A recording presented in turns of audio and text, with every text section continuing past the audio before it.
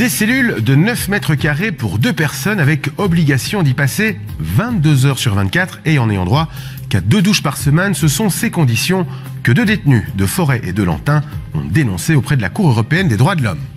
Résultat, en 2017, la Belgique a été condamnée pour conditions de détention inhumaines et dégradantes.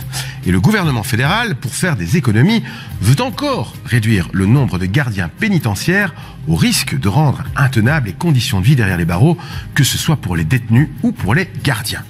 Nos prisons sont-elles inhumaines ? Pour le savoir, nous vous emmenons au cœur du monde carcéral dans un de nos plus gros pénitenciers. Lantin, c'est une immersion signée Frédéric Gersdorf.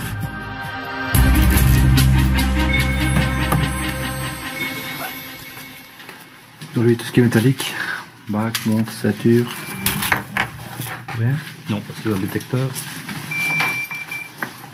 On va passer, monsieur, donner la veste.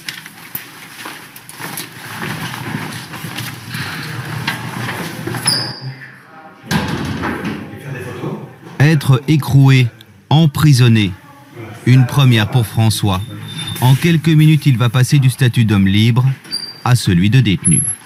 Voilà, monsieur, vous pouvez venir et avancer jusqu'au bureau qui est en face de vous. Votre régime alimentaire, ordinaire, musulman, végétarien? Ordinaire. Ordinaire. Poiture des pantoufles? 44. C'est ceci, si la taille ne vous convient pas, qu'elle est trop grande ou trop petite, vous me le dites, on change. Ouais. Vous mettrez la chemise attachée dans le pantalon. Un peu plus près de moi, main droite. Voilà, vous laissez aller votre doigt. Il est incarcéré à la prison de Lantin. Tenue pénale, empreinte, photo. Voilà, la première avec la fiche. La procédure immuable est bien huilée. Une signature ici, c'est-à-dire que si vous arrive quelque chose, parce que vous avez fait une bêtise ou quoi, ou vous êtes trébuché ou quoi, c'est vous qui êtes responsable. Vous appréhendez ? Un peu. Un peu. Normalement, c'est jusque demain, mais bon, c'est un monde que je connais pas du tout. Donc, si, après entendu par les médias et compagnie, mais je veux dire, voilà, on verra bien. Ici, vous avez tout le linge dont vous avez besoin, Oui. plus vos draps de lit, des essuies, de quoi vous lavez, vous rasez, vous brossez les dents, etc. Votre vaisselle et vos pantoufles pour les mouvements à l'intérieur de la maison d'arrêt. D'accord ? Ok. Voilà, vous allez par ici, on va monter. Le nouveau détenu est prêt à intégrer sa cellule. La grille se referme.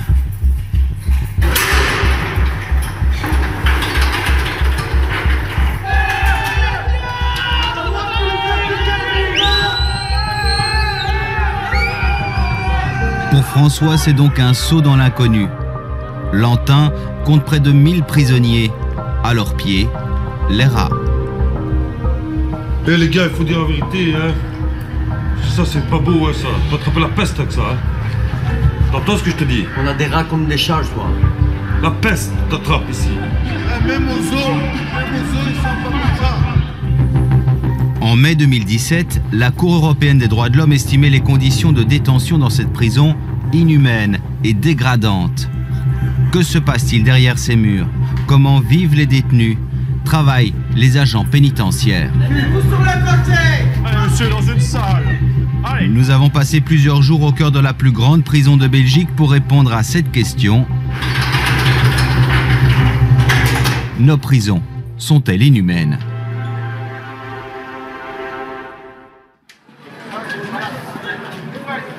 Ah ouais. Cette fois, nous sommes derrière les barreaux. La présence de notre caméra est rapidement connue des détenus. Chacun veut témoigner. À Lantin, ça me dégoûte. Fermez Lantin. Loïc est seul dans sa cellule. Il attend son procès. Ça fait 18 mois, là.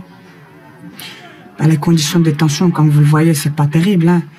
C'est une des prisons, voire la prison la pire de Belgique. Ici, on est 22 heures sur 24 en cellule. Ça, c'est les jours où on a 2 prios par jour, hein. Sinon, c'est 23 heures sur 24 en cellule, il n'y a pas d'activité, il n'y a rien. 22 heures sur 24 donc, dans moins de 9 mètres carrés. En solo ou en duo. À côté du lit superposé, un lavabo, une toilette, une table, une armoire. Cette cellule vient d'être remise à neuf, ou presque. Des nouvelles cornières ont été placées parce que avant, avec la structure du bâtiment qui bougeait, on avait les murs qui se désolidarisaient Donc ça faisait des trous d'une cellule à l'autre, au point tel qu'ils savaient jouer aux cartes d'une cellule à l'autre. S'ils savent se passer des cartes, il faut bien comprendre qu'ils peuvent se passer tout à fait autre chose, qui pourrait être dangereux ou illicite. Maintenant, on voit bien que on a encore malgré tout un problème d'humidité, et malgré qu'on frotte avec des produits, avec de la javel entre autres, ça ne part pas, ça revient toujours. Parce que là, ça vient d'être peint. Ça vient d'être peint, là, oui. Il y a quoi, il y a combien de temps? Il y a peut-être un petit mois. Pascal est agent à Lantin depuis 21 ans. Pour lui, ces conditions correspondent à ce que doit être une prison. Ça me paraît correct. Maintenant, il ne faut quand même pas oublier non plus, on n'est pas dans un hôtel 5 étoiles. Pour venir en prison, on a commis un délit. Donc je pense qu'à un moment donné, il faut un petit peu purger sa détention. Ça doit un petit peu faire réfléchir aussi. Je veux bien entendre, oui, c'est juste une privation de liberté, d'accord, mais il faut justement que la prison marque. Et le fait de marquer un petit peu les esprits, ça va permettre à la personne de réfléchir une fois qu'elle sera libérée. Dans la cellule en face, Renaud et Claude reçoivent leur cantine, du tabac et de la nourriture qu'ils achètent à la prison. Pour eux, le plus difficile à supporter, ce n'est pas la promiscuité, mais le froid. Là, c'est l'hiver, il fait super froid. Ici, il y a les cellules. Malgré qu'ils ont mis les nouvelles fenêtres, ça changerait, le chauffage, ça chauffe pas. Ça, quand on ne s'est pas soigné ici, c'est tellement froid, on respire de l'air froid, et les poumons et tout. On a pneumonie, tout ce qui s'ensuit, on n'arrive pas. Et là, on voit. On se sent directement. La journée est rythmée par les mouvements des détenus. Ils montent et descendent les 8 étages de la tour depuis cet ascenseur sécurisé.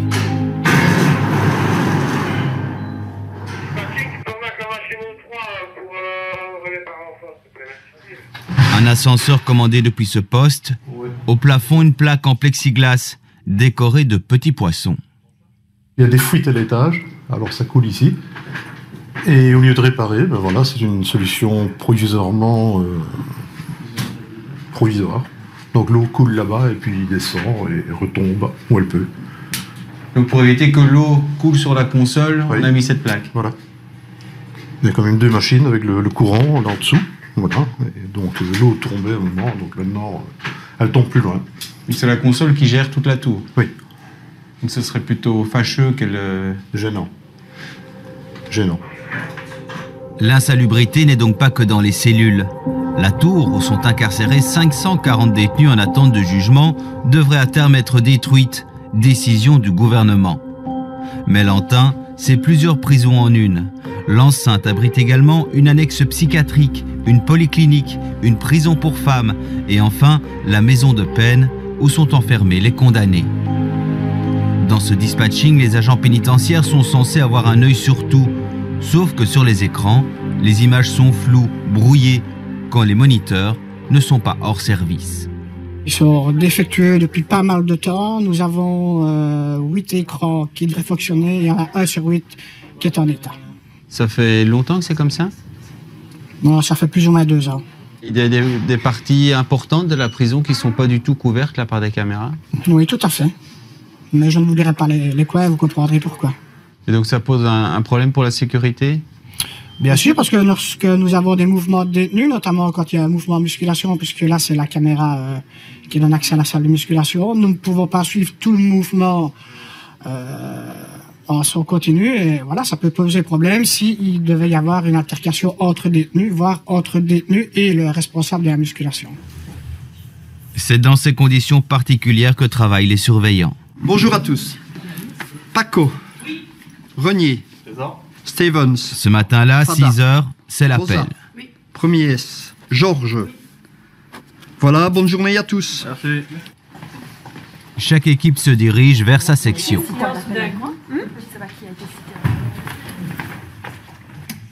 Première mission pour Elodie, 35 ans, faire le tour des cellules. Il y en a qui sont déjà debout, il n'y en a pas du tout. Donc des fois on les réveille à cause de la lampe, donc voilà. Pour vérifier que le compte est bon. Oui, c'est ça. Je n'ai pas encore eu le cas, mais parfois, certains collègues ont déjà eu la blague, ils font l'appel et ils ont un pendu, quoi. Donc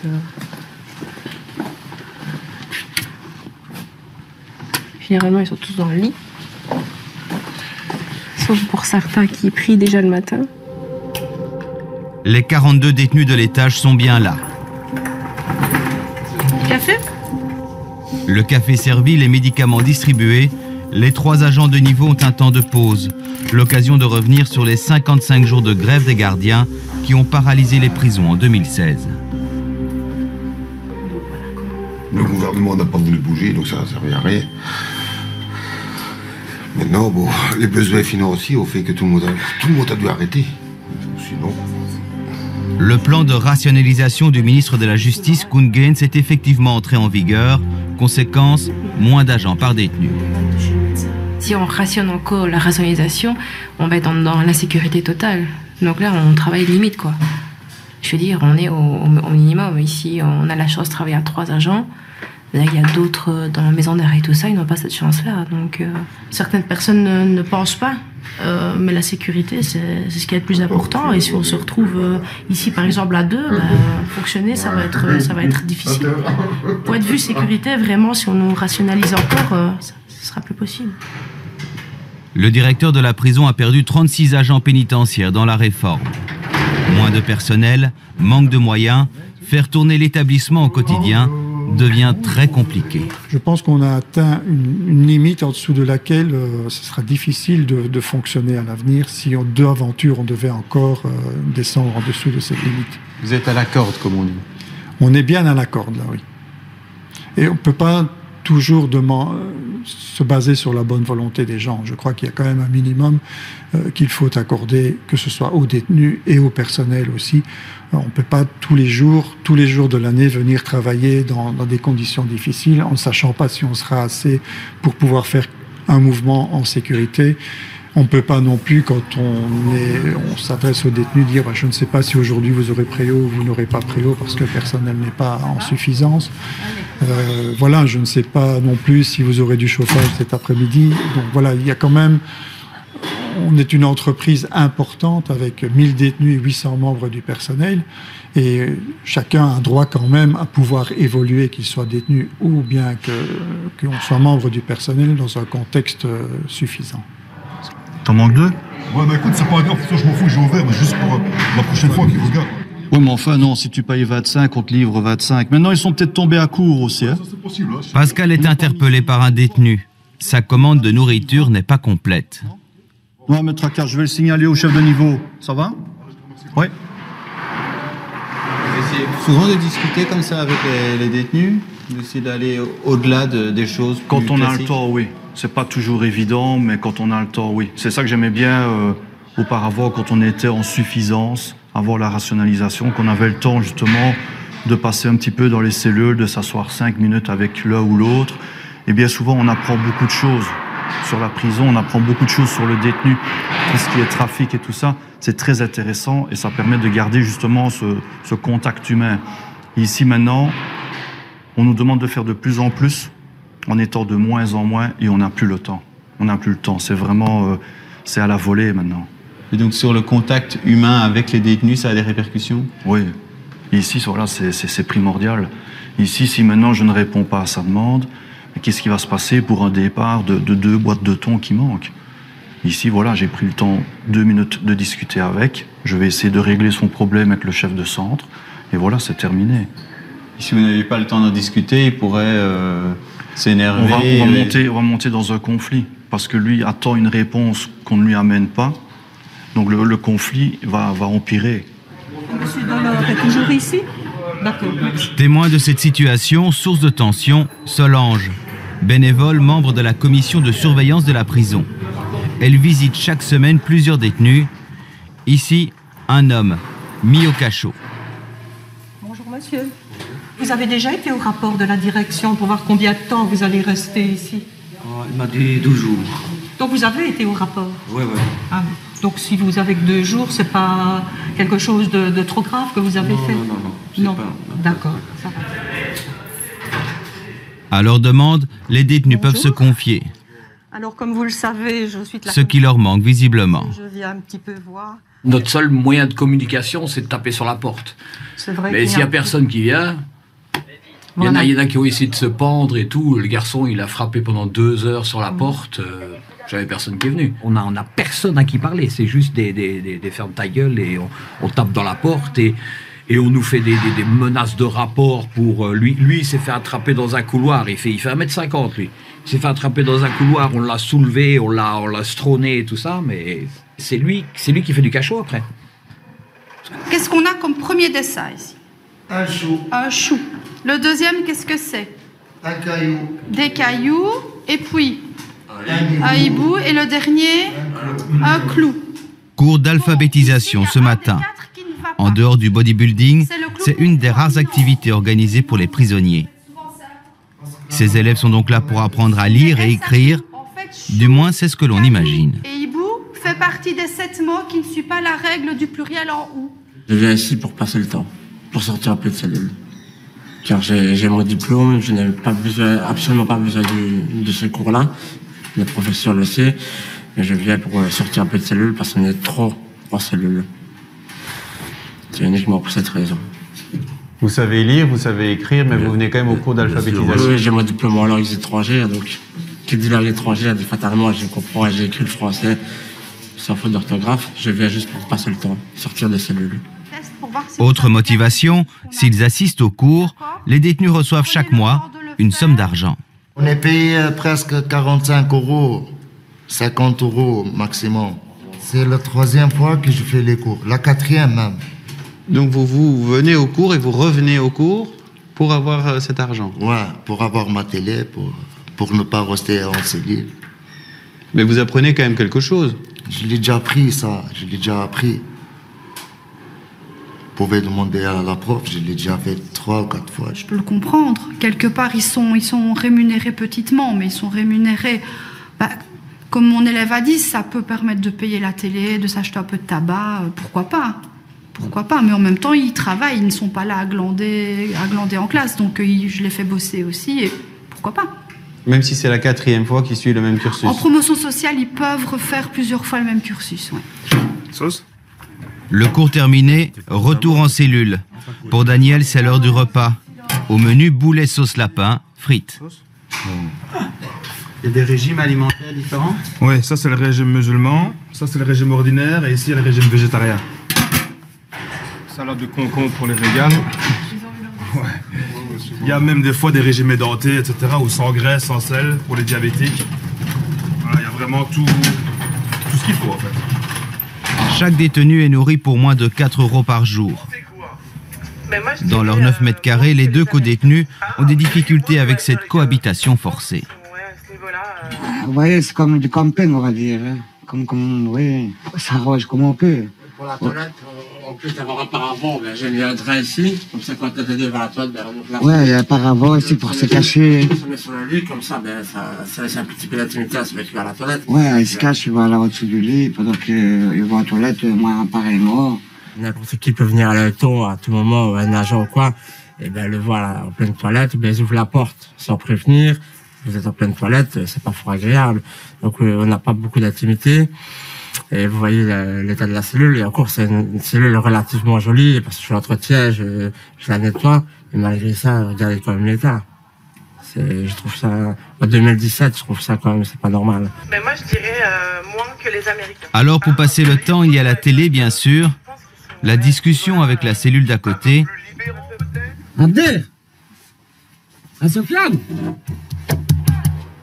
ça va comme. Et c'est une réalité, la consommation de drogue. Je pense que ça arrange tout le monde que la drogue circule. On laisse faire, oui. Je pense qu'il y a une tolérance, parce que s'il n'y avait pas un minimum, il y aurait beaucoup trop de tension, les gens seraient beaucoup trop nerveux, il y aurait beaucoup trop de bagarres au préau. Il vient d'où ces drogues? De l'extérieur, par les visites, ceux qui sortent en congé, en permission de sortir, par des agents. C'est comme les GSM, c'est interdit, mais il y en a. Avant de sortir au préau, chaque détenu est rapidement fouillé. 1 heure au grand air. Les détenus marchent dans le sens contraire des aiguilles d'une montre comme dans toutes les prisons du monde. C'est ici que se font les petits et grands trafics. Depuis son poste, Aline observe, contrôle, ce qu'elle peut du moins. Disons qu'ici, je ne sais pas si ce qu'ils échangent, c'est du tabac qu'ils ont régulièrement via la cantine ou si c'est une substance illicite. Je veux dire, et en général, ils ne me montrent pas. Ils ne se mettent pas eux-mêmes dans leur tort. Donc voilà, ça c'est ce qu'on a rattrapé aujourd'hui, sur cette nuit. Ouais. Mais tout ne circule pas librement. Les cellules sont régulièrement fouillées, la nuit notamment, et les produits interdits saisis. Donc voilà, c'est emballé dans un petit cellophane, tout serré, donc on a 110 €. Voilà. Encore un mini GSM, un GT Star, avec le chargeur. Voilà. Ici, on a un morceau de résine de cannabis et une petite clé USB. Donc voilà, tout ça dans la même cellule. C'est la totale de cette cellule-là. C'est bien. Voilà. C'est la preuve que les petits sweepings font effet. Exactement. Et c'est quoi le sweeping? Le sweeping, c'est une opération qu'on fait pendant la nuit. Et donc c'est des appareils qui permettent de détecter des ondes GSM. Alors à ce moment-là, on sait cibler certaines cellules, on rentre dans la cellule pour attraper les GSM des détenus qui sont en train de téléphoner, quoi. Et le type de GSM que vous attrapez, c'est quoi? C'est souvent ce modèle-là, de plus en plus maintenant. Je dirais que pour 10 comme ça, on en a un grand. Voilà, oui. Qu'avant, c'était un comme ça pour 10 grands. Regardez, je vais vous montrer par exemple ici. Donc ça, c'est une fouille de cellules qu'on a eue il y a 2-3 semaines, je crois. Donc c'est un jeu de cartes, tout à fait traditionnel. Et quand on regarde à l'intérieur, voilà, on a un mini GSM qui est caché dedans. Et avec ça, on s'est appelé. Voilà. On s'est appelé, on s'est envoyé des SMS. Il n'y a qu'Internet qu'on ne sait pas faire, mais bon, ça viendra certainement. Donc, La porte d'entrée de nombreux objets illicites, c'est cette salle, le parloir. Lieu d'échange discret donc, mais surtout de réconfort pour des détenus qui vivent mal leur incarcération. Franchement, moi, ça fait presque 3 ans que je suis en prison. J'ai fait beaucoup de prison, voilà. Mais ici, ça fait quoi, maintenant 4 mois que je suis ici. Franchement, je supporte plus.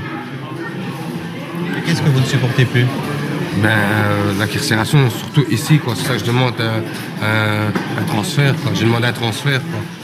Depuis qu'il est ici, il est déprimé, voilà. Tandis que dans les autres prisons, il suivait le body, il avait des activités.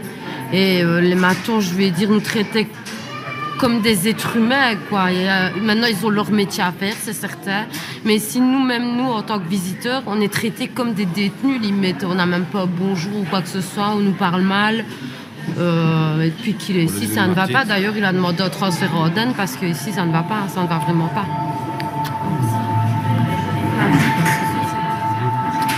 À chaque table, l'histoire est différente. Leonardo a été condamné à 25 ans de prison.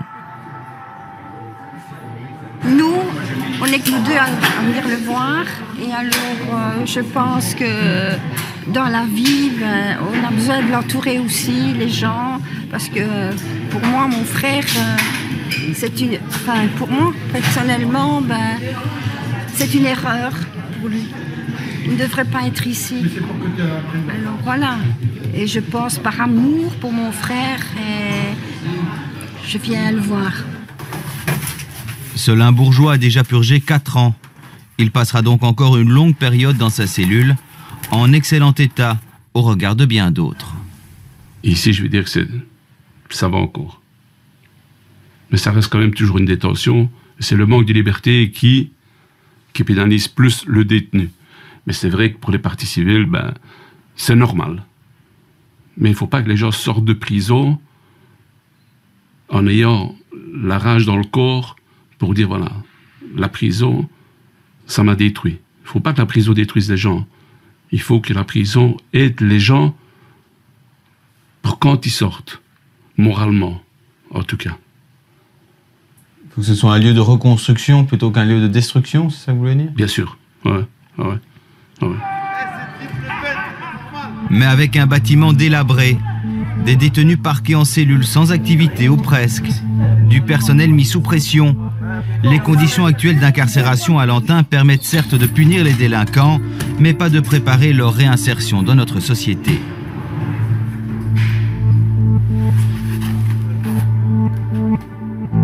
Pour France soi, l'incarcération n'aura pas été longue. Et voilà, c'est en ordre. Ok. Au revoir. Merci.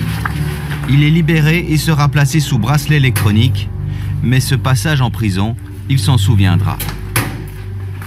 C'est une expérience, je ne vais pas dire à vivre, mais qui fait réfléchir et qui fait en sorte de ne pas revenir en tout cas. Alors, on dit la prison inhumaine, qu'est-ce que vous en retirez, vous? Non, c'est pas si inhumain que ça, je veux dire que c'est plus les autres détenus qui font peur. Vous avez réussi à dormir? Oui, quand même. Pas très bien, mais bon, quelques heures. Ça fait réfléchir. Ah oui, ça oui. Je sais bien être enfermé dans 4 murs, mais 4 murs comme ça, non. Donc voilà. Donc là, maintenant, vous allez retrouver la liberté? Ah oui, je retrouve ma liberté, je vais chercher ma compagne.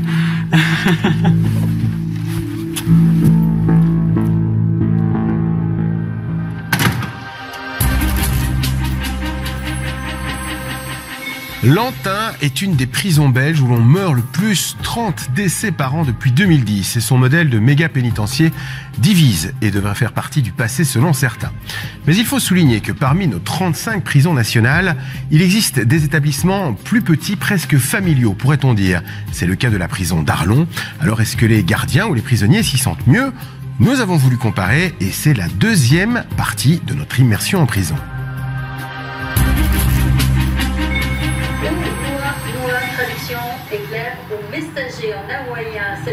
Je m'appelle Steve, je suis tombé en prison en mi-2000. Et ça fait combien de temps que vous êtes ici dans cette cellule? Plus ou moins 1 an. Steve a connu la prison de Lantin, de Verviers, plusieurs années de cavale aussi. Aujourd'hui, il est donc incarcéré à Arlon. Ce matin, je me réveille vers 6h30. Je fais un petit peu de toilette. Voilà, je me rince un peu, je me brosse les dents. Puis après, je prépare pour faire mon thé. Je fais ma cigarette, puis je regarde les infos jusqu'à ce qu'on m'appelle pour aller travailler. Monsieur Schultz, ouais, il est parti. Ok. Après la fouille réglementaire, direction l'atelier. Steve, comme 2 détenus sur 3 ici, part travailler. Nous le retrouverons. Implantée au cœur de la ville, la prison d'Arlon est aux antipodes des méga pénitenciers comme Lantin. Avec à peine 120 détenus, l'établissement privilégie une approche plus humaine. C'est en tout cas le souhait de sa directrice. Ici, on essaye d'être le plus humain possible avec les moyens, les conditions que l'on a. C'est vraiment quelque chose d'important et de ne jamais être dans quelque chose de dégradant. C'est possible d'être humain en prison? Oui, je pense. Je pense que le côté humain passe par la relation et la manière dont on aborde les gens. Concrètement, comment cela se passe au quotidien? Nous avons également passé plusieurs jours ici pour mieux cerner cette autre réalité de l'incarcération en Belgique.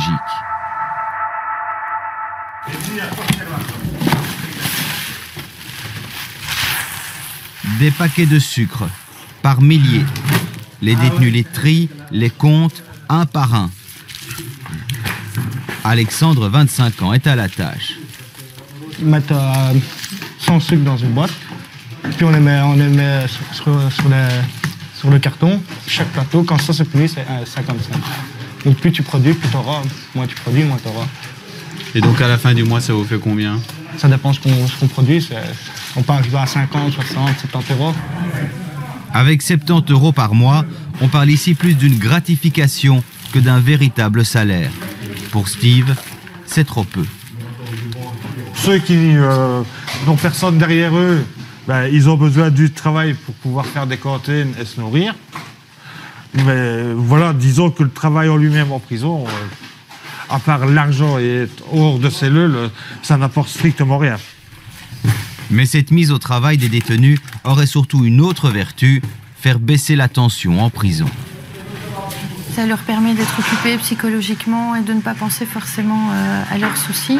Et ça leur permet aussi d'être fatigués physiquement et donc d'arriver fin de journée avec une journée bien remplie.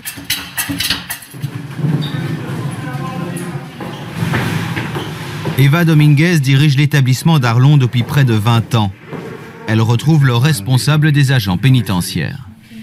Ça, c'est refus de travail, donc il ne veut plus travailler, donc je vais le remplacer par quelqu'un. Ouais. Et ici, voilà, justement. Tous les jours, nous faisons un rapport, ce que nous appelons le rapport détenu. Donc chaque détenu peut nous faire une demande écrite. Il y en a beaucoup qui demandent à vous voir? Oui, quand même, parce que c'est important pour le détenu aussi d'avoir un contact avec la direction. Et donc, tous les jours, on fait le tri et on a plusieurs détenus à voir. Ouais. Bonjour. Oui. Ce détenu est lui convoqué suite à un problème au parloir. Bonjour. Vous avez eu, vous et votre femme, un comportement inadéquat.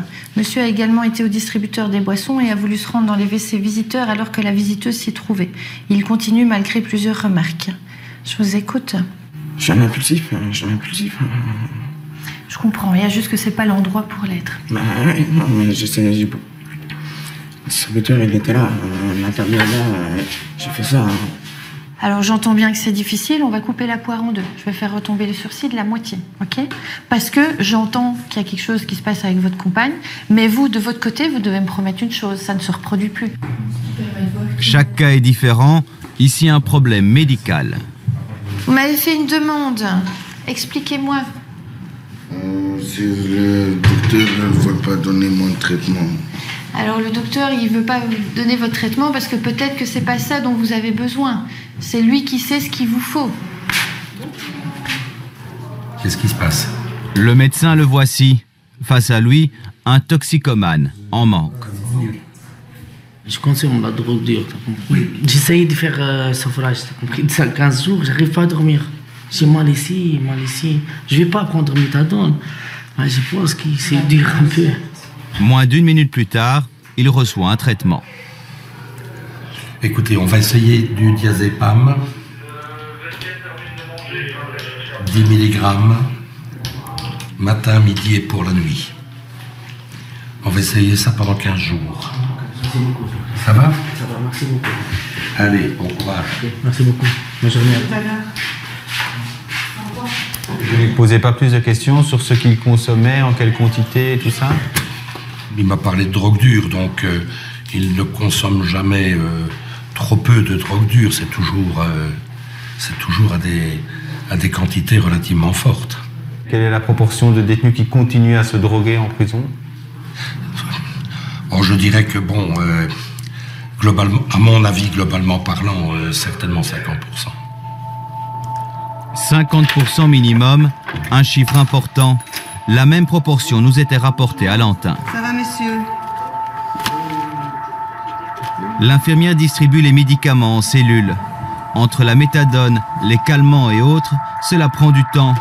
Le détenu sans boîte de cachet est rare, et si l'on fait le compte...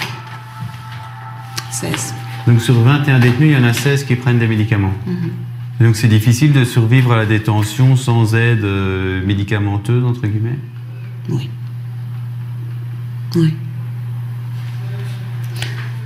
Vous êtes allé dans une cellule vide.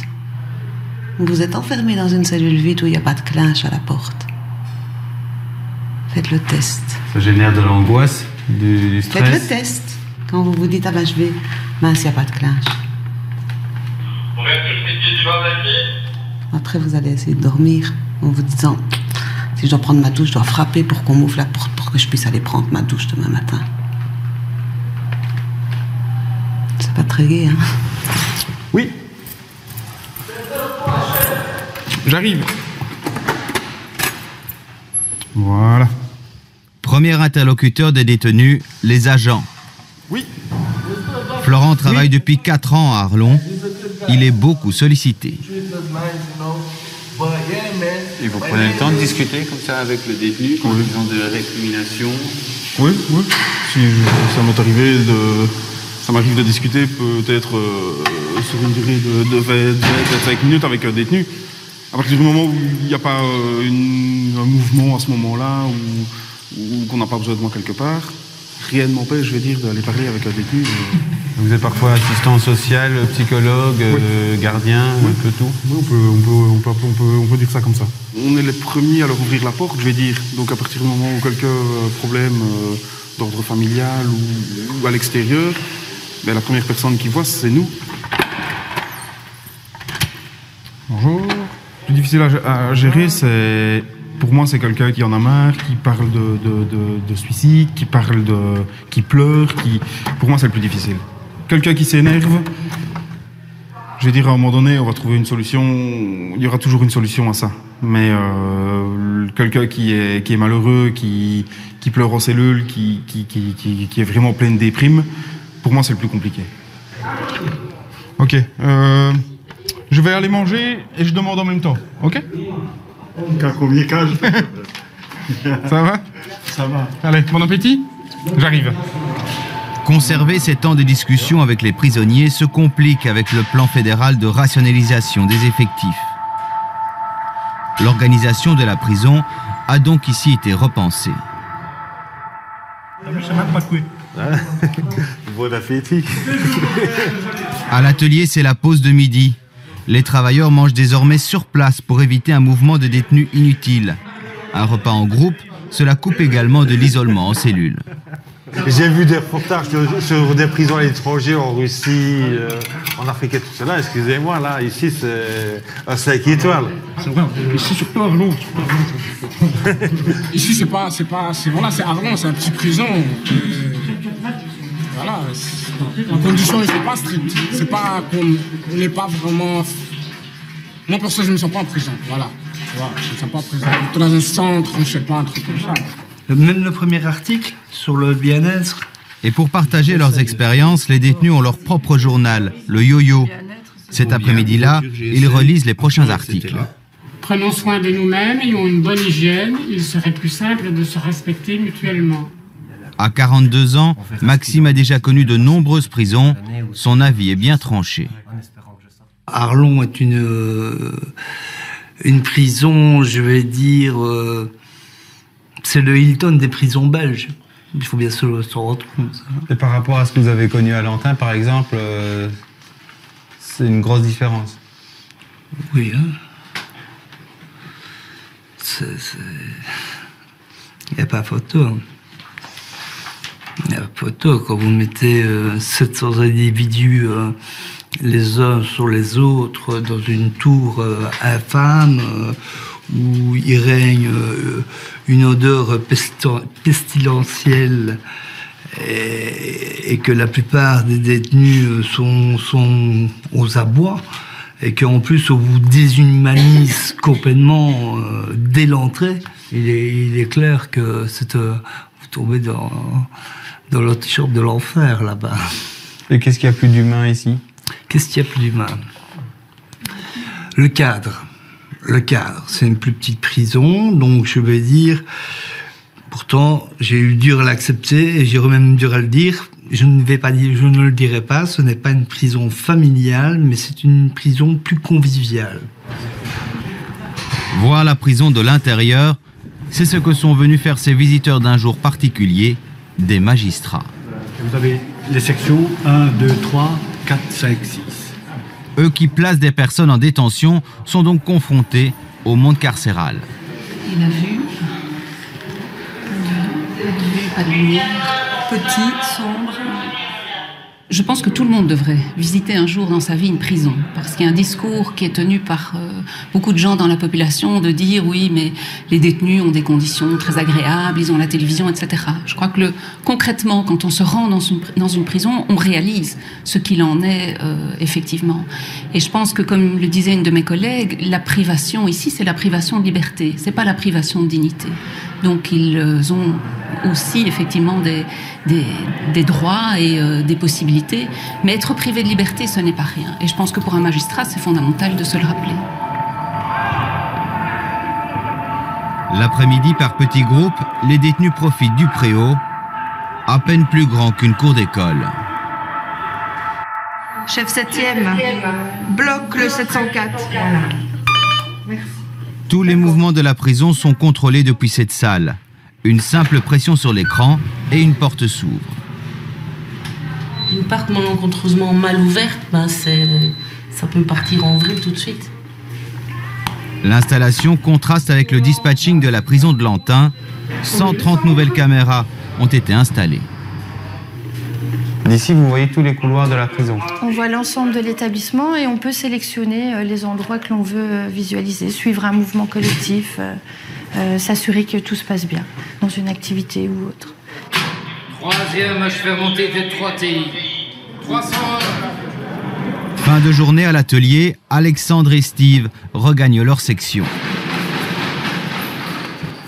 Donc après le travail, une petite douche? Oui, petite douche, mais j'attends d'avoir ma cantine frais, parce que j'ai des choses à mettre dans le frigo.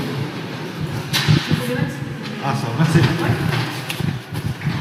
Au bout du couloir, Alexandre a lui retrouvé ses 2 co-détenus, Christophe et Jonathan. Ah ouais, mais gars, cette note, t'as bon, j'ai baisé. T'as pas gagné. Ils vivent donc à 3 dans 20 mètres carrés. Tu vois, faire venir avec des gros plateaux, avec des gros trucs, le temps passe plus vite, ça c'est sûr. Le temps passe plus vite, mais pour certaines choses, c'est plus facile parce que, question, voilà, lui, il travaille, je travaille, il travaille. Donc déjà, il y a plus d'argent qui rentre dans la cellule. Donc déjà, on peut se permettre des fois de s'acheter des trucs à manger, des home cinéma. Quand on est en trio, bon, c'est s'arranger, lui, il prend la nourriture, par exemple, les 15 premiers jours. Lui, après, moi, je prends tout ce qui est boisson. Vous voyez ce que je veux dire? Tandis qu'on est tout seul, c'est quand même déjà plus dur. Pour moi, la vie est plus facile. Un peu plus facile. Des fois un peu plus jovial, mais il faut savoir se supporter les uns les autres aussi.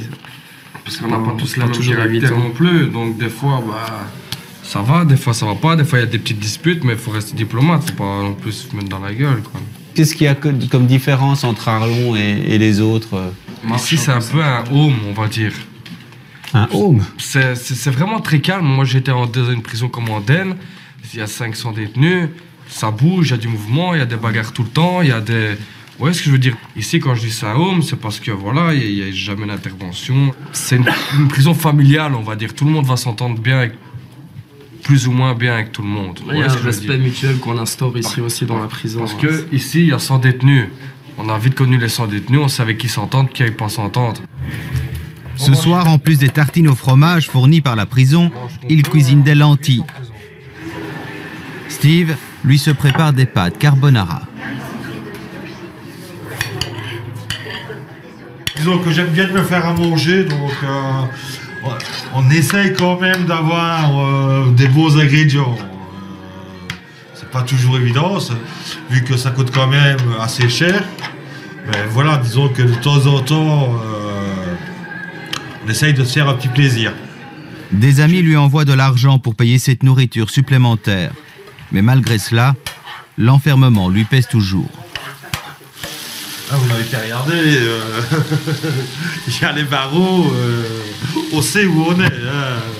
On a joué, on a perdu, il faut assumer, on n'a pas le choix de toute façon.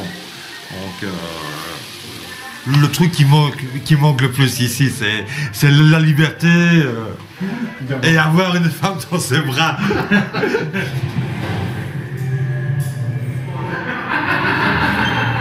Particularité de cette section, les portes des cellules restent ouvertes le soir. Les détenus peuvent donc discuter l'un chez l'autre ou même jouer au tennis de table. 19-8. On le voit, on l'entend, la tension est moins importante ici qu'ailleurs. Les efforts pour rendre la détention plus humaine sont perceptibles. Mais une table de ping-pong ne remplacera pas un véritable programme individuel de réinsertion qui fait toujours défaut.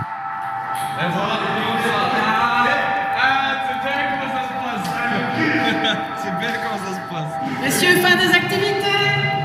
À 20h30, les portes des cellules se referment. Bonsoir, monsieur Chine. Bonsoir. Réveil demain à 6h45 pour une nouvelle journée à l'écart de la société.